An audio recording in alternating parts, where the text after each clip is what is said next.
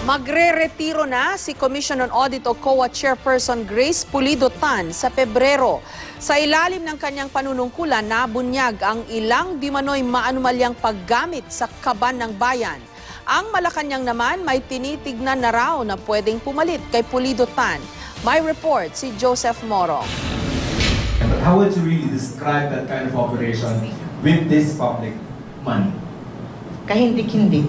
Ganyan isinalarawan noon ni Commission on Audit Chairman Grace Pulido Tan ang maanumalyang paggamit ng Priority Development Assistance Fund o PDAF. Sa ilalim ng pamumuno ni Pulido Tan, pumutok ang isyong yan nang ilabas ng COA ang Special Audit Report ng Pork Barrel noong 2013. Nagimit siya yan ng pagkakaso ng pandarambong o plunder sa ilang opisyal ng pamahalaan, kabilang sina Senador Juan Ponce Enrile, Chingo Estrada at Bong Revilla. Matapos ang 3 taong panunungkulan, sa February 2, magre-retiro na si Pulido Tan. May mensahe siya sa mga nakasuhan. Sa akin, trabaho lang. It was part of the job. I had to do it. Bukod sa PDAF, nasilip din ng COA ang pondo ng mga ahensya ng mga cabinet secretary na malapit sa Pangulo tulad ng DSWD.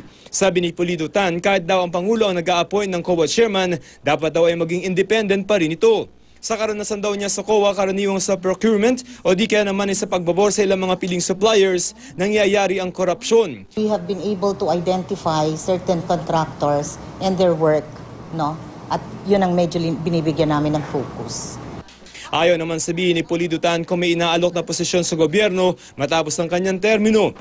Ilan sa mga umuugong napapalit kay Pulido Tan, si BIR Commissioner Kim Henares, maging si Budget Secretary Butch Abad. Ayon kay Henares, wala pa raw nag-aalok sa kanya ng posisyong ito. Si Abad naman, balak daw tapusin ang kanyang termino bilang Budget Secretary. Ang Malacanang, may mga tinitingnan na raw ng mga posibleng pumalit kay Pulido Tan, pero hindi naman sinabi kung sino-sino ang mga ito. Joseph Moron, GMA News.